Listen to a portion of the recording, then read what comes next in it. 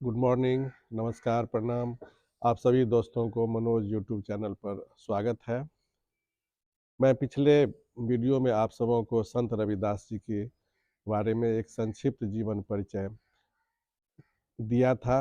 उसी कड़ी में उन्हीं से संबंधित मैं उनके जन्म के पूर्व का बहुत सारा अनसुनी कहानियाँ हैं। उनमें से एक कहानी मैं आपको आज बताने जा रहा हूँ, जो तथाकथित कहानी है। रविदास जी एक महान संत थे। वे हमेशा सामाजिक सौहार्द के लिए अपने लेखन के माध्यम से लोगों को प्रेरित किए।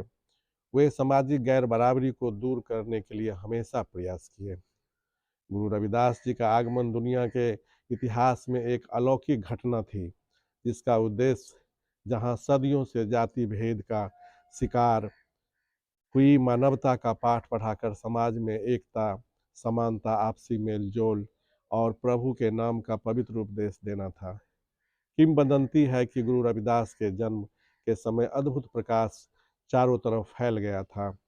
रविदास जी के जन्म के समय जो दाई थी, प्रसव के समय में जो दाई थी, वह आंख से कमजोर थी। और ऐसा माना जा रहा है कि जब रविदास जी का जन्म हुआ तो उस समय उस जो दाई उस प्रसव के समय जो अपनी मेहनत कर रही थी, उसका आंख ठीक हो गया। दाई ने गुरु रविदास के माता पिता को बधाई देते हुए कहा कि उसके हाथों अनेक बच्चों ने जन्म लिया, परंतु आज तक उसने ऐसा बालक नहीं देखा था। यह अपने नाम को दुनिया में रोशन करेगा।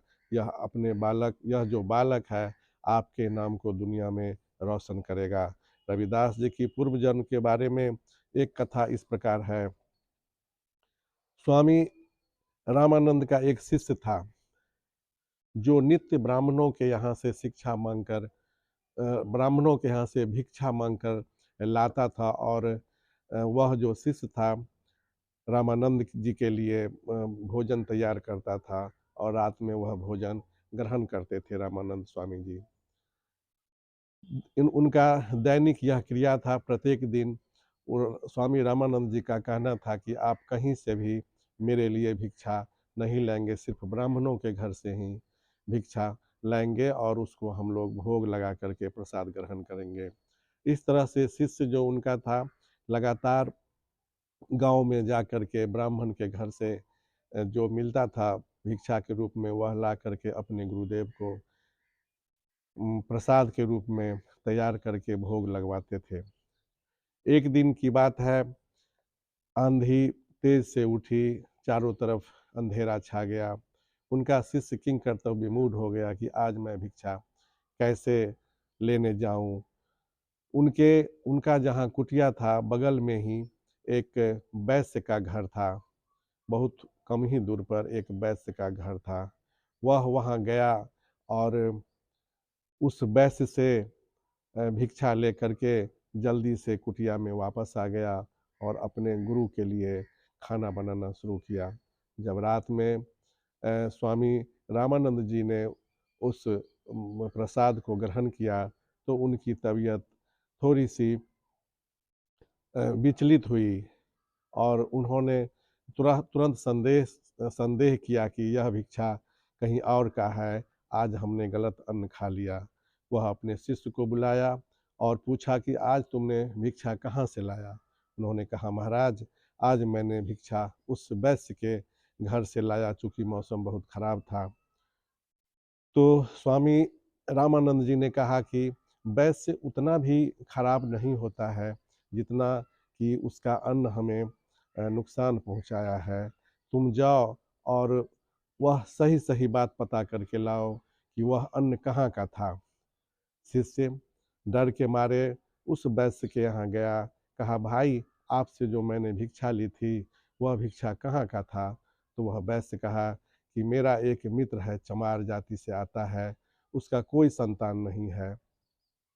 किसी ने उसे कहा कि तुम अपने हाथों से स्वामी रामानंद जी को भिक्षा दे दोगे, और अगर वो प्रसाद ग्रहण कर लेंगे तो तुम्हारे यहाँ पुत्र रत्न की प्राप्ति होगी और तुम्हें संतान धन प्राप्त होगा। इसलिए हमने उसकी हिम्मत नहीं हुई कि वह डायरेक्ट आपको भिक्षा देते, तो वह हमें माध्यम बना करके अपना भिक्षा मेरे यहाँ रख गया और मैं वही भिक्षा आपको दिया। यह बात सुन कर के शिष्य विचलित हुए और वो सारी बात जा कर के अपने गुरुदेव को बताया कि महाराज ऐसी घटना हुई है। स्वामी रामानंद जी गुस्से हो गए और उन्होंने कहा कि तुमने गलत किया है, तुमने गलत घर का अन्न हमें खिलाया है, इसलिए मैं तुम्हें आज श्राप देता हूँ और तुम्हारा जन्म उसी चमार के घर में होगा और तुम पुत्र बन करके तुम उसी चमार के घर में पैदा लोगे, क्योंकि मैं उसका अन्न खा लिया हूँ, तो उसे भी मनोकामना पूरी होगी और तुम्हें सजा के रूप में उसके घर पैदा होना होगा। तो यह इस तरह से रविदास जी के घर उस संतान का पैदा हुआ और वो बाद में चल कर के संत रविदास जी कहलाए। यह उक्ति आज के परिप्रेक्ष्य में कितना प्रासंगिक है, यह सिर्फ तर्क करने का है। इस तरह के मानसिकता वाले लोग कहीं न कहीं अपना आधिपत्य जमाने के पीछे हमेशा लगे रहते हैं और जो अभी का परिवेश है जिसमें से उस समुदाय के लोग, अगर आप अच्छे कार्य भी करते हैं तो कहीं न कहीं उनकी सफलता का श्रेय अपने आप को लेना चाहते हैं। तो यह एक अनसुनी, वैसे तो कई अनसुनी कहानियाँ हैं उनके जन्म के पूर्व का, कि उनका जन्म कई प्रकार से हुआ और किस-किस परिस्थिति में हुआ, उसमें से यह एक वाक़या था। यही रविदास जी के पुनर्जन्म की कई कहानियों में से एक है। धन्यवाद। अगर आपको यह मेरा वीडियो अच्छा लगे तो प्लीज़ आप शेयर करेंगे और फिर आगे के लिए हमें मोटिवेट करेंगे। धन्यवाद।